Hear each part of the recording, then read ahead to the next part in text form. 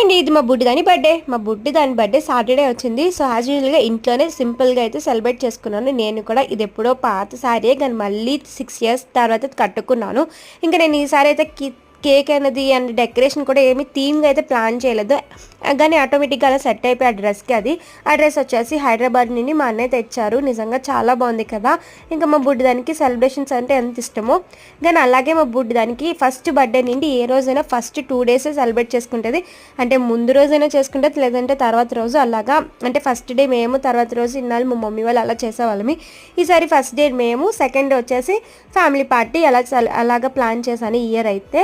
ఇంకా తర్వాత రోజు డాబాకి వెళ్ళిపోయాము. ఇది వచ్చేసి ఎయిర్పోర్ట్ దగ్గర పంజాబీ డాబా. నిజంగా టేస్ట్ అయితే మాత్రం చాలా బాగుంటుంది. ఎప్పుడైనా వెళ్తే మస్ట్ అండ్ ట్రై చేయండి. ఇంకా ఎవరికి నచ్చినట్టు వాళ్ళైతే ఆర్డర్ చేసుకొని ఫుల్గా ఫుడ్ అయితే ఎంజాయ్ చేశాను. ఇంక ఇంటికి అయితే 3:30 అంతా రిటర్న్ అయిపోయాం. Videos like share and comment, don't forget to subscribe. Bye.